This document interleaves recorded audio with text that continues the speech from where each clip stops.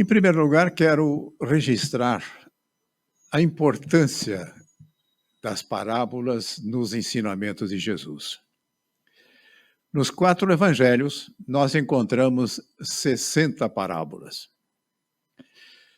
As palavras que registram essas 60 parábolas representam 1/3 das palavras da totalidade dos 4 evangelhos. Por aí nós percebemos o significado e a importância das parábolas. Usualmente, nós ouvimos um comentário que Jesus ensinava por parábola que as pessoas tinham dificuldade para entender. Não me parece que era esse o objetivo de Jesus, porque tanto é que ainda hoje, muitas vezes, as pessoas até percebem da importância com a facilidade com que possam aprender. Então, as parábolas, elas não têm prazo de validade, elas continuam exercendo o seu papel no sentido de facilitar com que cada um de nós possa entender e, mais ainda, fixar isso como lembrança. Se nós pesquisarmos daquilo que nós lembramos dos 4 evangelhos, não tem a menor dúvida que a parte que mais nós lembramos são as parábolas, porque isso fixa de uma forma poderosa em nós. E parábola é uma forma de se pegar coisas familiares, coisas do cotidiano das pessoas, e fazer uma ligação com aquilo que se pretende transmitir. Uma espécie de vamos dizer assim, de uma tradução de alguma coisa que é familiar para uma outra coisa que está se acrescentando como um novo conhecimento. E nós usamos muito mais esse recurso hoje, só que não com esse nome. Normalmente nós usamos isso com o nome de metáfora, que nada mais é do que a mesma coisa. Se nós observarmos a nossa linguagem, ela é muitas partes, se nós nos utilizamos das metáforas, ela está muito mais presente na nossa vida do que nós supomos. Mas, registrado a importância dos ensinamentos, então, através das parábolas, vamos imaginar uma situação que pode ter ocorrido naquela ocasião e que serviu para Jesus apresentar uma nova parábola. E naqueles lugares em que Jesus frequentava, era muito comum os pastores terem lá os seus rebanhos de ovelhas.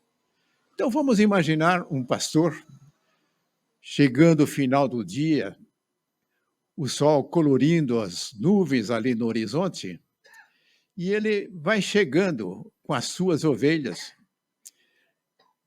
para o local em que elas irão ficar abrigadas durante a noite. Evidente que para trazer as ovelhas até ali, esse pastor deve ter contado com um fantástico cachorro que ajudou a fazer com que ali chegassem. E chegando no local, era um procedimento que ele sempre fazia de contar as ovelhas para ver se todas elas estavam ali presentes. Então, conduzindo por um lugar em que passavam uma a uma, ele começa a fazer as suas contagens das ovelhas. E começa, então, da 95, 96, 97, 98, 99, e aí ele está faltando uma. E os amigos que estão ali à volta, sentados nas pedras ali, confirma que, de fato, está faltando uma ovelha aí. E o que faz ele? Mais do que depressa, vai procurar a ovelha, porque uma ovelha que permanecesse só no campo, especialmente à noite, poderia ser presa dos lobos que também frequentavam a região. E ele chama o seu cão-pastor. O cão-pastor, que já sabe o que ele está pretendendo, vai à frente procurar a ovelha que ali não estava presente. E ele vai logo atrás, seguindo. Depois de algum tempo, ele percebe que o cão entra num lugar que tem uma vegetação mais densa e logo ele sai de lá trazendo a ovelha que estava faltando. Não era uma ovelha grande, ainda não estava totalmente crescida. Ele fica tomado de alegria, afinal de contas encontrou a ovelha que estava perdida e colocou sobre os seus ombros.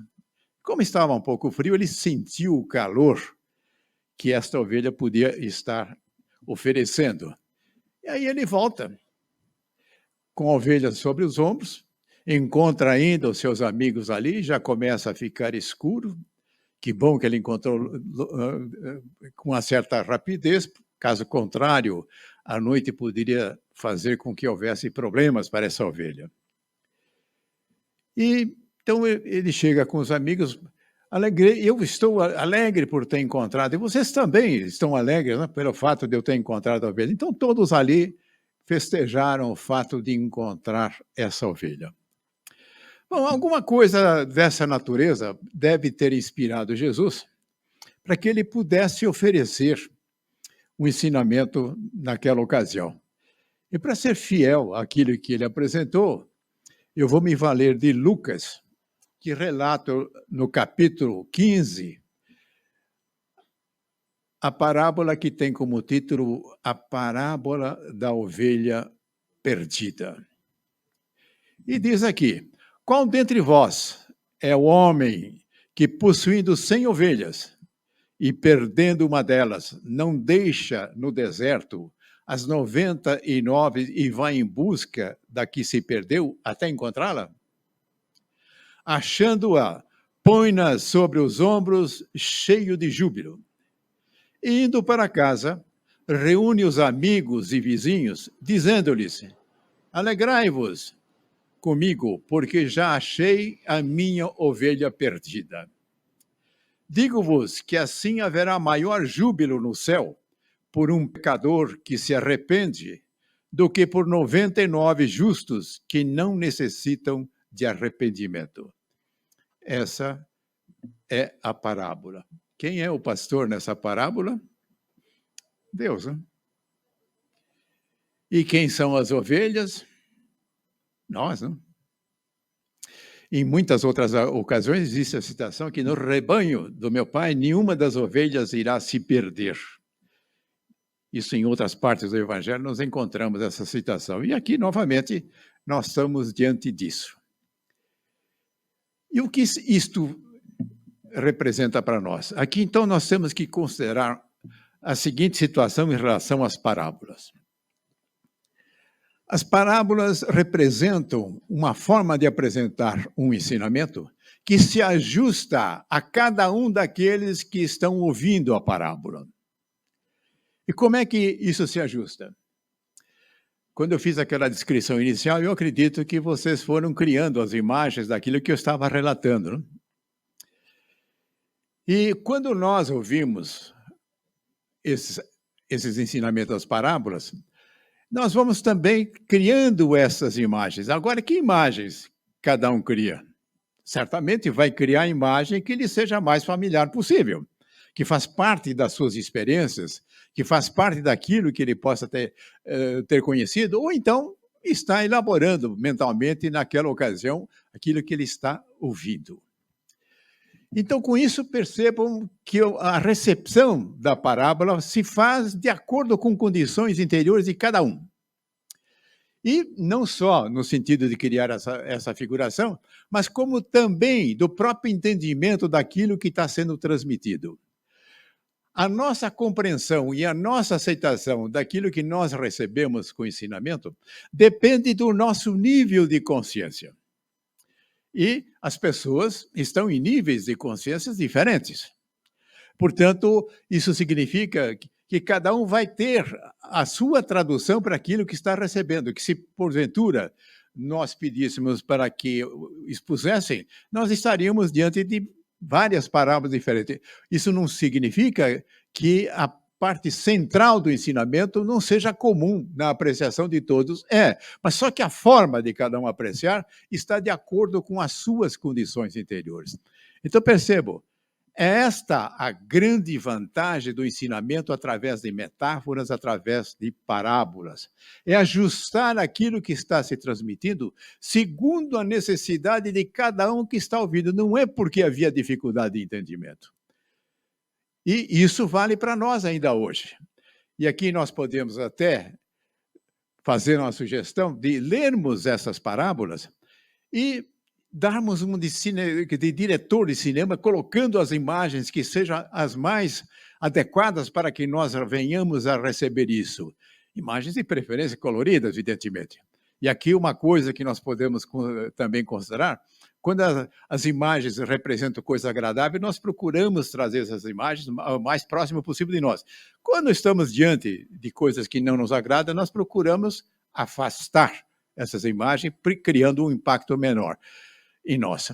Evidente, no tocante às parábolas de Jesus, nós vamos procurar criar as imagens mais vivas possíveis. E então, voltando à parábola aqui da ovelha perdida, isto nos assegura um ensinamento de grande importância. Porque agora, então, eu posso estar interpretando segundo aquilo que eu consigo perceber nisso. Provavelmente vocês também poderão fazer a mesma coisa.